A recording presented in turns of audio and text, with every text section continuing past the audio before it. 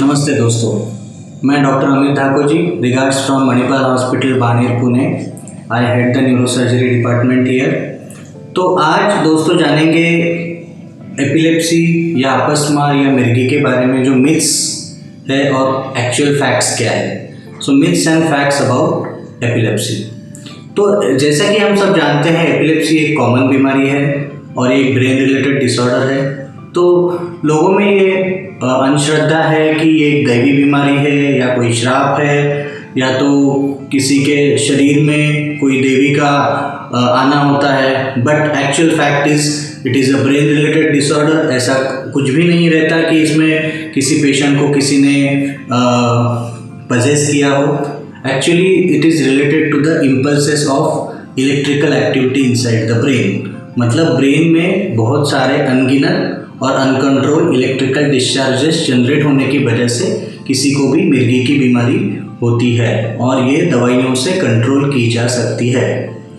तो दूसरा मिथ है कि एक बार अगर एपिलेप्सी आती है या फिट का एपिसोड आता है तो ज़िंदगी भर वो मरीज़ एपिलेप्सी का बन के रहता है और बार बार उसको आता है। ये सही नहीं है। द एक्चुअल फैक्ट इज़ अभी बहुत सारी नई दवाइयाँ हैं और ईईजी देख के इन पेशेंट्स को सही दवाई पे रखा जाता है। न्यूरोलॉजिस्ट या एपिलेप्टोलॉजिस्ट इस बीमारी का इलाज करते हैं और अगर सही दवाइयों से इनको कंट्रोल करें तो मेजॉरिटी पेशेंट्स में एपिलेप्सी कंट्रोल्ड रहती है। इसलिए एक्सपर्ट की सलाह से ईईजी करके 1 या 2 साल बाद बहुत सारे मरीजों में दवाई बंद भी कर सकते हैं। अब तीसरा मिथ है कि किसी भी पेशेंट को मिर्गी का झटका आने के बाद उसको चप्पल सूंघाना चाहिए या प्याज सूंघाना चाहिए, उससे एपिलेप्सी का जो दौरा है वो तुरंत बंद हो जाता है। ये सही नहीं है। इससे पेशेंट को ज़्यादा नुकसान हो सकता है। कोई भी एपिलेप्सी का दौरा या मिर्गी का दौरा 1 या 2 मिनट में अपने आप बंद हो जाता है या कम हो जाता है। अगर इससे ज़्यादा वो कंटिन्यूसली चलता रहता है तो आपको तुरंत उनको नज़दीक वाले अस्पताल में लेके जाना चाहिए।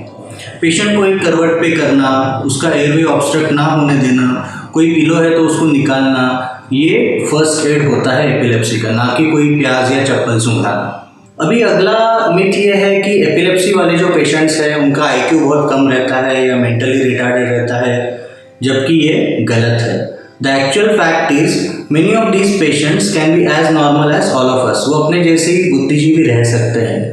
आप जानते होंगे मार्टिन ल्यूथर या जॉन टी रोड्स या नेपोलियन बोनापार्ट, ये लोगों को भी एपिलेप्सी थी और इन लोगों ने दुनिया पे राज किया है। तो ऐसा नहीं रहता कि एपिलेप्सी के सारे पेशेंट्स मेंटली रिटार्डेड रहेंगे।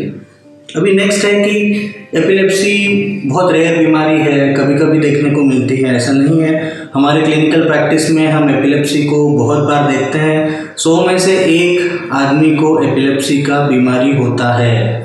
और अगर अपन अपने इंडिया की बात करें तो हर साल करीब 10 लाख लोगों में एपिलेप्सी डायग्नोज होता है। सो ये बहुत कॉमन बीमारी है और इसका सही तरीके से इलाज करना जरूरी है। अभी अगला मिथ है कि एपिलेप्सी ज़्यादातर रात को ही आती है या अर्ली मॉर्निंग ही आती है।